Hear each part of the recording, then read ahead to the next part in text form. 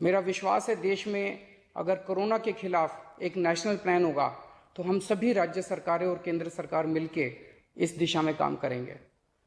Sir, corona की वजह से दिवंगत आत्माओं को शांति मिले। हाँ जी सर।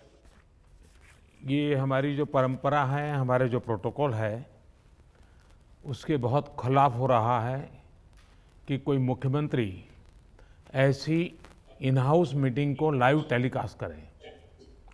ये उचित नहीं है। ये हमने हमेशा संयम पालन करना चाहिए। ठीक है सर, इसका ध्यान रखेंगे आगे से। सर, मैं सभी आत्माओं को शांति मिले जिन जिन लोगों का इस दौरान कोरोना की वजह से जिनका देहांत हो गया, और उनके परिवारों को दुख सहने की शक्ति दे। अगर सर मेरी तरफ से कोई गुस्ताखी हुई है, मैंने कुछ कठोर बोल दिया, मेरे आचरण में कोई गलती है, तो उसके लिए मैं माफ़ी चाहता हूँ। लेकिन अभी तक जितने आज पॉल साहब की जो प्रेजेंटेशन थी वो भी बहुत अच्छी थी, और उसके हिसाब से जो भी हमें निर्देश दिए गए हैं उन निर्देशों का हम पालन करेंगे। मेरा विश्वास है देश में अगर कोरोना के खिलाफ एक नेशनल प्लान होगा तो हम सभी राज्य सरकारें और केंद्र सरकार मिलके इस दिशा में काम करेंगे। सर, कोरोना की वजह से दिवंगत आत्माओं को शांति मिले। हाँ जी सर। ये हमारी जो परंपरा है, हमारे जो प्रोटोकॉल है, उसके बहुत खिलाफ हो रहा है कि कोई मुख्यमंत्री ऐसी इन हाउस मीटिंग को लाइव टेलीकास्ट करे। ये उचित नहीं है। ये हमने हमेशा संयम पालन करना चाहिए। ठीक है सर, इसका ध्यान रखेंगे आगे से। सर, मैं सभी आत्माओं को शांति मिले जिन जिन लोगों का इस दौरान कोरोना की वजह से जिनका देहांत हो गया, और उनके परिवारों को दुख सहने की शक्ति दे। अगर सर मेरी तरफ से कोई गुस्ताखी हुई है, मैंने कुछ कठोर बोल दिया, मेरे आचरण में कोई गलती है, तो उसके लिए मैं माफ़ी चाहता हूँ।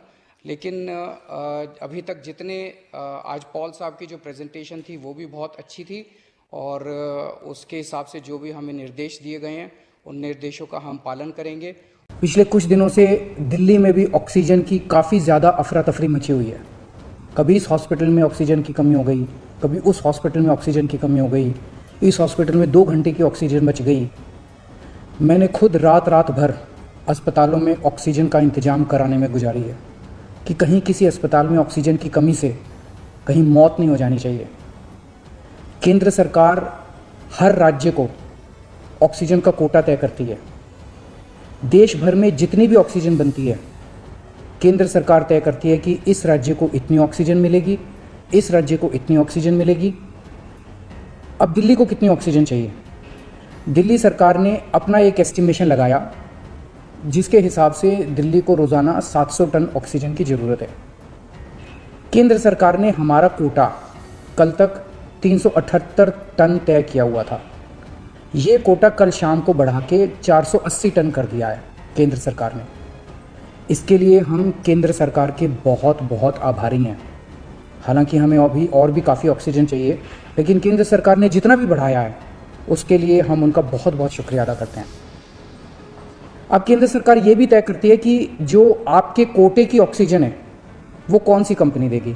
जैसे दिल्ली में तो ऑक्सीजन बनती नहीं है, दिल्ली की सारी ऑक्सीजन दिल्ली के दूसरे राज्यों से, दिल्ली के बाहर के दूसरे राज्यों से आती है। तो केंद्र सरकार तय करती है कि फलाने राज्य की ये कंपनी आपको इतने किलो ऑक्सीजन देगी, फलाने राज्य की ये कंपनी आपको इतने किलो ऑक्सीजन देगी। मान लो राजस्थान की ये कंपनी आपको इतने किलो देगी, हरियाणा की ये कंपनी आपको इतने किलो देगी। तो केंद्र सरकार कंपनियां तय करती है कि किस कंपनी से दिल्ली को अपने कोटे की ऑक्सीजन आएगी। अब दूसरी समस्या यहाँ पे आ रही है कि ये जो कंपनियां जिन राज्यों में हैं, उनमें से कुछ राज्यों की सरकारों ने उन कंपनियों से जो दिल्ली के कोटे की ऑक्सीजन आनी थी वो भेजनी रोक दी। राज्यों ने कहा कि पहले हम अपने राज्य में इस्तेमाल करेंगे, दिल्ली का कोटा भी हम इस्तेमाल करेंगे, दिल्ली के जो ट्रक हैं वो जाने नहीं देंगे।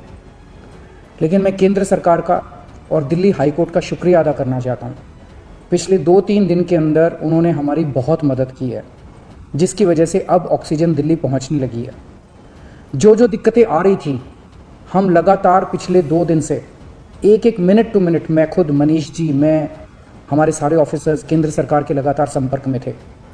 परसों रात को मुझे याद है जब जीटीबी हॉस्पिटल में वहाँ का ट्रक एक पड़ोसी राज्य से चलना था पर वो चला नहीं, जीटीबी ऑक्सीजन में आनी थी ऑक्सीजन, तो एक केंद्रीय मंत्री को हमने फ़ोन किया और उन्होंने तुरंत वहाँ पे बात करके उस ट्रक को वहाँ से छुड़वाया। हम लगातार संपर्क में हैं, एक एक ट्रक को अस्पताल पहुँचाने की कोशिश कर रहे हैं। हम सब लोग 24 घंटे काम कर रहे हैं, सोए नहीं हैं। हाई कोर्ट और केंद्र सरकार से जो मदद हमें मिली है उसके लिए तहे दिल से हम उनका शुक्रिया अदा करना चाहते हैं।